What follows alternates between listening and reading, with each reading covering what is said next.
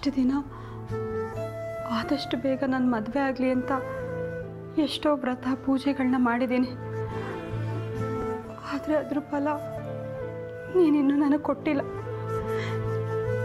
ಈಗ ನಾನೇ ಮನಸಾರೆ ಬೇಡ್ಕೋತಿದ್ದೀನಿ, ನನ್ನ ಮದುವೆ 2 ವರ್ಷ ತಡ ಆದರೂ ಪರವಾಗಿಲ್ಲ, ಅಥವಾ ಆಗದೆ ಇದ್ರೂ ಪರವಾಗಿಲ್ಲ.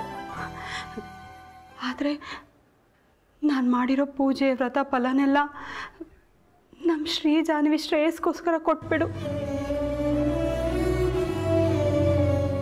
ಆಸ್ಪತ್ರೆಗೆ ಅಡ್ಮಿಟ್ ಆದ ಜಾನ್ವಿ ಇದ್ದಕ್ಕಿದ್ದಾನೆ ನಾಪತ್ತೆ ಆಗ್ಬಿಟ್ಟಿದ್ದಾಳೆ.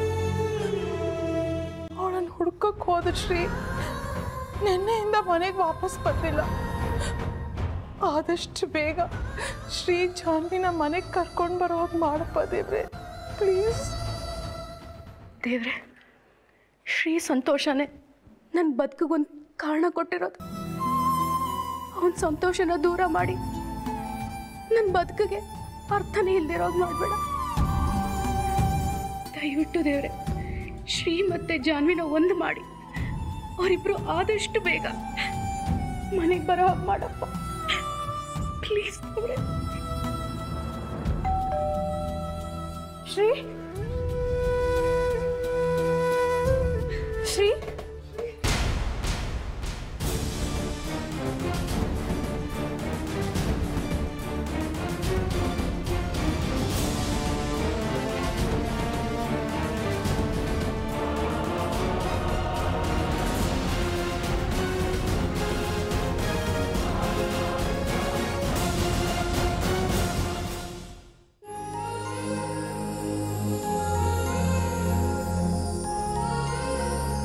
ಏನಾಗಿದೆ ಇವಳಿಗೆ? ಇವಳ ಆಸೆ ಪ್ರಕಾರನೇ ನಾನು ಅಪರಿಚಿತನ ಥರ ಡ್ರಾಮಾ ಮಾಡಿದ್ದೀನಿ. ಆದರೂ ನನ್ನನ್ನೇ ನಡು ರೋಡಲ್ಲಿ ಸಂಬಂಧ ಇಲ್ದಿರೋ ಥರ ಲುಕ್ ಕೊಟ್ಟು ಅದೇಗೆ ಹೋಗ್ಬಿಟ್ಲು. ದಿಸ್ ಇಸ್ ಟೂ ಮಚ್ ಜಾನು. ಛೇ, ಮನೇಲಿ ಬೇರೆ ಅಮ್ಮಂದಿರು ಕಾಯ್ತಾ ಇದ್ದಾರೆ. ಇವಳು ಮದುವೆಗೂ ಮುಂಚೆ ಇದೇ ಬಸ್ ಹತ್ತಿ ದೇವಸ್ಥಾನಕ್ಕೆ ಹೋಗ್ತಿದ್ಲು. ಮೋಸ್ಟ್ಲಿ ದೇವಸ್ಥಾನಕ್ಕೆ ಹೋಗಿರ್ತಾಳೆ. ಇರಲಿ, ಅಲ್ಲೇ ಹೋಗಿ ವಿಚಾರಿಸ್ಕೊತೀನಿ.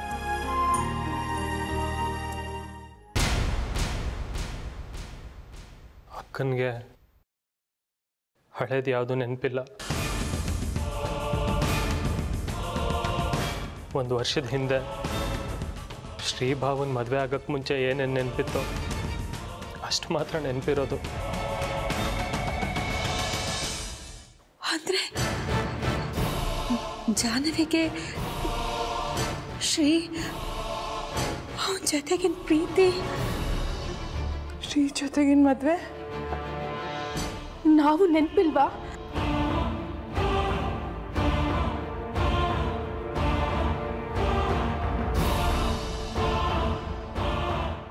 ನಾನು ನಮ್ಮ ಮನೆಯವರು ಮದುವೆಗೆ ಮುಂಚೆ ಬ್ಯಾಂಕಲ್ಲಿ ಕೆಲಸ ಮಾಡ್ತಿದ್ನಲ್ಲ, ಅಲ್ಲಿವರೆಗೂ ಮಾತ್ರ ನೆನಪಿರೋದು ಅವಳಿಗೆ. ಈಗಲೂ ಅವಳಿಗಿನ್ನೂ ಮದುವೆ ಆಗಿಲ್ಲ, ನನಗಿನ್ನೂ ಕೆಲಸ ಸಿಕ್ಕಿಲ್ಲ, ಅಪ್ಪನ ಕಾಲು ಆಪರೇಷನ್ ಮಾಡಿಸ್ಬೇಕು ಅನ್ನೋದೇ ಚಿಂತೆ. ಬೆಳಿಗ್ಗೆನೇ ಎದ್ದು ಅಕ್ಕ ದೇವಸ್ಥಾನಕ್ಕೆ ಹೋಗಿದ್ದಾಳೆ, ಅಪ್ಪನಿಗೆ ಬೇಗ ಆಪರೇಷನ್ ಆಗಲಿ ಅಂತ ಬೇಡ್ಕೊಳಕ್ಕೆ. ಅದನ್ನೆಲ್ಲ ಈಗ ಬಂದು ಹೇಳ್ತಿದ್ಯಲ್ಲ ರವಿ, ನಿಮ್ಮ ಮನೆಗೆ ಬಂದ ತಕ್ಷಣ ನಮ್ಗೆ ಹೇಳಬೇಕು ತಾನೇ? ಪಾಪ ನಮ್ಮ ಶ್ರೀ ರಾತ್ರಿ ಎಲ್ಲ ಜಾನ್ವಿಗೋಸ್ಕರ ಹುಡುಕಿದ್ದಾನೆ. ನಿನಗೆ ಫೋನ್ ಮಾಡಿದ್ರೆ ಮನೆಗೆ ಬಂದಿಲ್ಲ ಅಂತ ಹೇಳಿದ್ಯಂತೆ. ಭಾವ ಫೋನ್ ಮಾಡ್ದಂಗೆ ನಾನು ಊರಲ್ಲಿದ್ದೆ, ಮನೆಗೆ ಬರೋದು ಲೇಟ್ ಆಯಿತು. ಆವಾಗಲೇ ಅಕ್ಕನ ವಿಷಯ ಗೊತ್ತಾಗಿದ್ದು. ಗೊತ್ತಾದ ತಕ್ಷಣ ಫೋನ್ ಮಾಡಬೇಕು ತಾನೇ? ಭಾವನ ಫೋನಿಗೆ ಟ್ರೈ ಮಾಡಿದೆ, ಕನೆಕ್ಟ್ ಆಗಲಿಲ್ಲ. ಲ್ಯಾಂಡ್ಲೈನ್ ನಂಬರ್ ಗೊತ್ತಿರಲಿಲ್ಲ. ಬೆಳಗಾಗೋ ತನಕ ಕಾಯ್ದು ಇವಾಗ ಓಡ್ ಬಂದೆ. ಇರಿ, ಭಾವಂಗೆ ಒಂದ್ಸತಿ ಟ್ರೈ ಮಾಡ್ತೀನಿ. ಪ್ರಯೋಜನ ಇಲ್ಲ, ಅವನ ಫೋನ್ ಸ್ವಿಚ್ ಆಫ್ ಆಗಿದೆ. ನನ್ನೇ ಹೋದವನು ಇನ್ನೂ ಮನೆಗೆ ಬಂದಿಲ್ಲ. ಶ್ರೀ ಜಾನ್ವಿಗೋಸ್ಕರ ಎಲ್ಲೆಲ್ಲೂ ಹುಡುಕ್ತಾ ಇದ್ದಾನೆ.